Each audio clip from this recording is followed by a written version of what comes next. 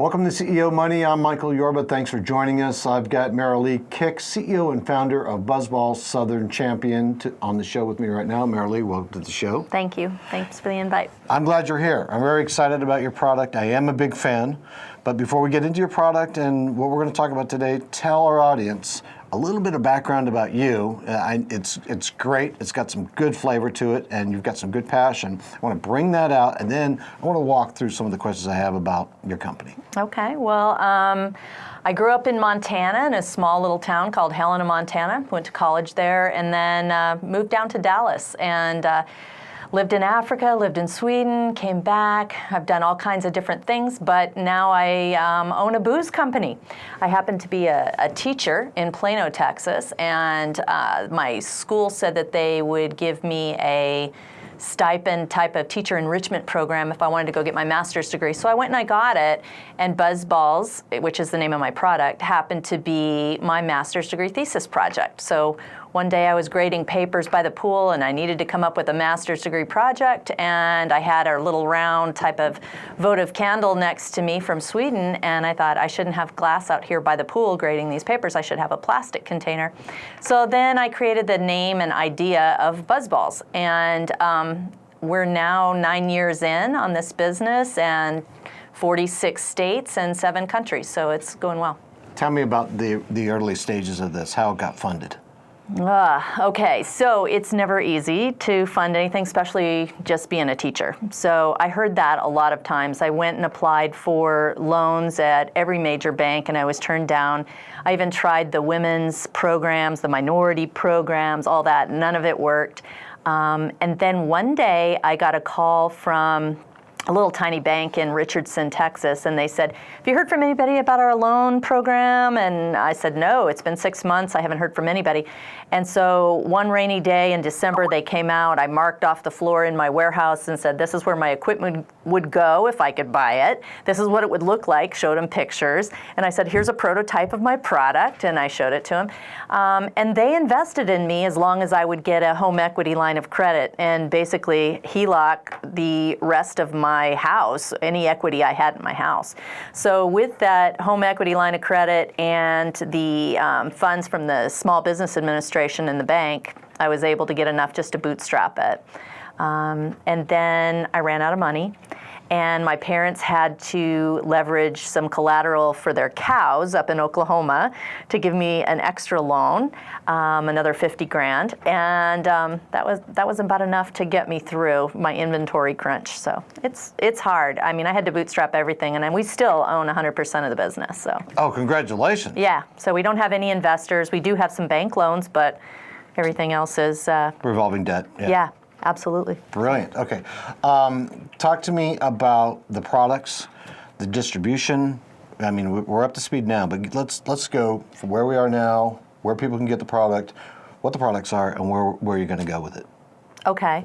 Well, we're located in 46 states, so across the U.S., it's pretty much our market. We do have major distributors. Southern Glazers is one of our bigger ones, and I think they're the biggest in the United States. So they sell all of our wine and spirit products, and I think I'm the only woman-owned distillery winery in the whole United States. So that's one feather in our cap, I guess. And it wasn't a help for me at the very beginning, but it is a help for me now. So, well, let's stop right there. Why wasn't it? I mean, is it like a male-dominated industry sector? It's a very male-dominated industry, so I had to make friends really fast because there's a lot of guys in the industry, and it's heavy male-dominated. And it wasn't that was a problem for me. I think it was more of a problem for them than it was a problem for me. But now everything's fine, and we're all, good friends, and we all work together, and we found a way to I just never had any trouble relating to guys. I never had any problem with it, but I think that I took them by surprise, because I had no experience, and, I'm a woman in a male-dominated industry. So, but I got lucky, and they liked me, and it worked out. So yeah, your approachability, I can see that. Okay, talk to me about the products and where you're going to take the company forward. The products. Okay, so we have two main banners in our company. One is Buzzballz, and that is all of our ready-to-drink segment. So we have like 15 different products, flavors in our Buzzballz. And then we have wine-based Buzzballz instead of spirit-based Buzzballz. So the wine-based Buzzballz, say in certain states like Texas, where you can't sell spirits like vodka, rum, or gin, you can't sell those in a 7-Eleven. In Texas, but you can in a lot of other states. So different states have different alcohol rules. So we have wine-based versions of the Buzzballz and spirit-based versions of the Buzzballz. We normally do around 400,000 cases, 500,000 cases of the Buzzballz alone, but this year we'll do 700,000, or maybe more, and next year 1 million. So the company is growing like crazy. We're up 26% over last year, and last year was up 25% over the year before. So, and we could sell more if we could make it faster. So our problem right now is running out of stock because it's so popular. Yeah, it's popular, and once you hit your machine capacity, then it's like, okay, well, that's an 8-hour shift. Now you have to add another 8-hour shift. That means more people, more staff, more stuff, more machinery possibly, So, it's always a cycle, a battle with, the cash to buy more equipment, more people, and then you can make more. Right. And then you keep climbing. And that's kind of the way we've always been, but luckily it's going in the right direction for us. On that note, are you going to stay with that organic growth process, or are you looking for outside capital to give you a leap? Sometimes one of these days you're going to get a huge order, and it's going to be outside of that window, and you're going to have to deal with that. Yeah, so right now we are expecting that. We just got into China and and Hong Kong. We're doing trade shows there, and we're also selling on Philippine Airlines, and we're in Taiwan, and we're getting a lot of international approaches. So although we can handle the domestic market pretty well, there's a whole world of growth out there. So yeah, it will happen, but we will be fine. We just bought our next door neighbor's building to triple our size in terms of space and machinery capability. And we just ramped up and added another 40, 50 people on top of our 100 that we already had. So we're catching up with all that. So you're going to stay in the organic growth mode. There's no place for little old Michael to buy a piece of this thing, right? Well, I mean, I have had people approach us. We do get phone calls, a random phone call of the investor that wants to take some equity into the business. We haven't gone that way yet. I've got 2 sons that are involved in the business, and I guess it's kind of a legacy to leave for them as well. But I'm not saying never, because I might still do it, but right now it's a no. You got it covered. Okay, good. Yeah. What else do you want to cover today on the show? Because we talked about the products. I mean, this chalk teas thing, I brought it up, and then you also have some other flavors in there. Why is this thing so popular? I mean, you just got the right mix? Or it's the right price point. I mean, those little Buzzballz are around $2.99 retail, and they've got a couple of shots in them. So it's a good bang for your buck, and they taste good. So at first, it takes time to perfect the recipes and get it shelf stable for a long period of time and, make all that happen. But with the right people and the right plan, you can get it done. So we've got chalk teas is one of our favorite ones. It tastes like a Bailey's Irish Cream, if you like that. I do. And then we have margaritas. We have cosmopolitans. We have one that's brand new called a horchata that's really, really good. It's also a creamy-based type of product. It tastes kind of like a rum chata a little bit, but it's a horchata. And, we've got a new ruby red grapefruit. So we always are trying to innovate new brands, new flavors into our ready-to-drink line. So really, Buzzballz is our franchise that started the whole business, and it gives us most of our revenue.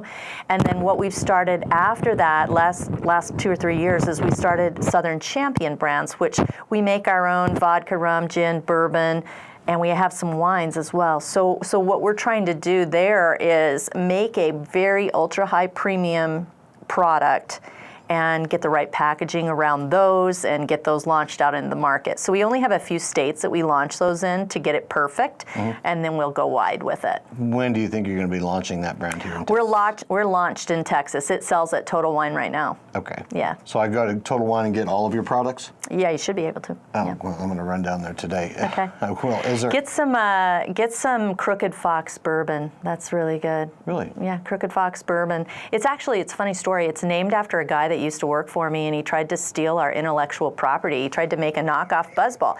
And so I named a brand after him called Crooked Fox, and I recently saw him, and I said, hey, yeah, I named a brand after you. He's like, really? What is it? And I said, Crooked Fox.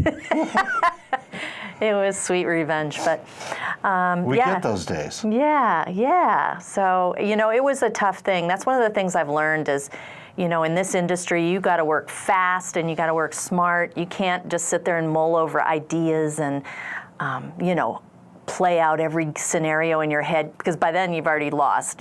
Somebody's already beat you to the punch. So you got to move fast, and when somebody rips you off, you got to trust your gut instinct and know they're ripping you off. And yeah.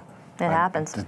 Well said. Any other messages, like thought leader from an entrepreneur's insight, that you want to give to other people that are looking to follow in your footsteps? Well, if I would have known what I knew when I started, I don't know if I could have done it, but I guess as you grow through it, you just have to be extremely detailed. Just read everything, learn the laws, make friends with people, greet everybody, use everybody as leverage, just to grow your business. And that detail is super, super critical in this industry because it's highly regulated. So don't make mistakes on taxes and things like that. The taxes are killers. Yeah. Yeah. So, but Trump has helped us a little bit with the decrease in alcohol tax for excise taxes for the smaller companies like mine. Small. We're like going to be pushing 30 million this year, but small compared to, say, a Diageo or a Constellation Brands or something like that. So it does help quite a bit. Good. Thanks for being a guest. Yeah, thank you. Thank you for having me. Appreciate it. My pleasure. All right, you've been watching CEO Money with Michael Yorba. Thanks for joining us. Like us on Facebook, follow us on Twitter, or subscribe to our YouTube channel. Thanks for watching. We'll be back with more great content just for you.